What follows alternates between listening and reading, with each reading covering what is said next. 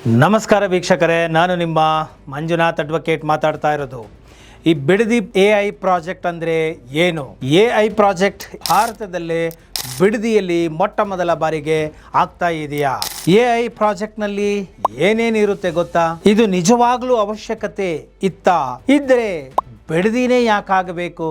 ಯಾಕೆ ಬೇರೆ ಏರಿಯಾಗಳಾಗಬಾರದು? ಇದು ಹೊಸ ಯೋಜನೆನಾ ಅಥವಾ ಹಳೆ ಯೋಜನೆಯ ಒಂದು ಮುಂದುವರಿಕೆಯ ಭಾಗನ? ಇದು ಹಳೆ ಯೋಜನೆ ಆಗಿದ್ರೆ ಯಾಕೆ ಇದನ್ನ ಮುಂದುವರಿಸದೇ ಹೋದ್ರು ಕೂಡ ಯಾಕೆ ರೆಡ್ ಬೆಲ್ಟ್ ಆಗಿ ಇದನ್ನ ಮಾಡಿದ್ರು? ಇದರ ಇರುವ ಹಿಂದಿನ ನಿಜವಾದಂತಹ ಅಸಲಿಯತ್ತು ಏನು? ನಿಜವಾಗ್ಲೂ ಇದು ಅಭಿವೃದ್ಧಿಗೋಸ್ಕರನ ಅಥವಾ ರಿಯಲ್ ಎಸ್ಟೇಟ್ ವ್ಯಾಪಾರನ? ಇದರಿಂದ ಸಾಕಷ್ಟು ವೈಯಕ್ತಿಕವಾದಂತಹ ಲಾಭ ಗಳಿಸುವ ಒಂದು ಹುನ್ನಾರ ಏನಾದರೂ ಇದೆಯಾ? ರೈತರು ಅವರ ಕೃಷಿ ಭೂಮಿಯನ್ನ ಕೇಳಂಗೆ ಇಲ್ವಾ?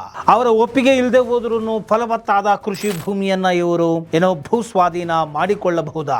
ಕೋರ್ಟ್ಗೆ ಹೋದ್ರೆ ಈ ಭೂ ಸ್ವಾಧೀನವನ್ನ ನಿಜವಾಗ್ಲೂ ತಡೆಗಟ್ಟಬಹುದಾ? ಭೂ ಸ್ವಾಧೀನ ನಿಲ್ಸಕ್ಕೆ ಕಾನೂನು ಏನೇನು ಹೇಳುತ್ತೆ? ಅದರ ಕಾನೂನಿನ ಪ್ರಕ್ರಿಯೆಗಳು ಏನು? ರೈತರ ಹಕ್ಕುಗಳು ಏನು ಮತ್ತು ಸರ್ಕಾರದ ಕರ್ತವ್ಯಗಳು ಏನು? ಕಾನೂನು ಪ್ರಕ್ರಿಯೆ ಪಾಲನೆ ಈ ಒಂದು ಪ್ರಾಜೆಕ್ಟ್ ಅಲ್ಲಿ ಆಗೇ ಇಲ್ವಾ ಅಥವಾ ಆಗಿದೆಯಾ? ರೈತರ ಸಮಸ್ಯೆಗಳು ಏನು?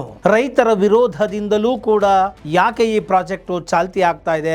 ಅಂತಿಮವಾಗಿ ನೋಟಿಫಿಕೇಶನ್ ಆಗಿದೆ. ಸರ್ಕಾರ ತನ್ನ ಪರಮಾಧಿಕಾರವನ್ನ ಉಪಯೋಗಿಸಿ ಭೂ ಸ್ವಾಧೀನವನ್ನ ಮಾಡ್ಕೊಂಡೇ ಬಿಡುತ್ತಾ?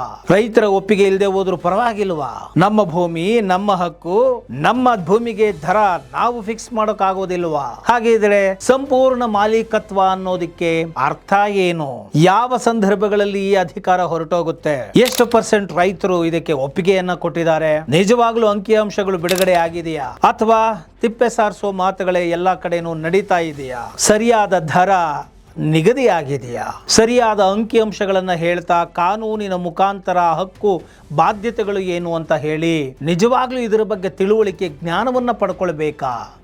ರಾಜಕೀಯ ದೊಂಬರಾಟದ ಮಾತುಗಳನ್ನ ಕೇಳದೆ ಕಾನೂನು ಪ್ರಕ್ರಿಯೆ ಏನು ಹೇಳುತ್ತೆ ಅನ್ನೋದನ್ನ ತಿಳ್ಕೋಬೇಕಾ? ಹಾಗಾದರೆ ನನ್ನ ಮಂಜುನಾಥ್ ಅಡ್ವೊಕೇಟ್ ಎಂಬುವಂತಹ ಯೂಟ್ಯೂಬ್ ಚಾನೆಲ್ನಲ್ಲಿ 3 ಎಪಿಸೋಡ್ಗಳನ್ನು ನಾನು ಮಾಡಿ ಹಾಕಿದ್ದೇನೆ.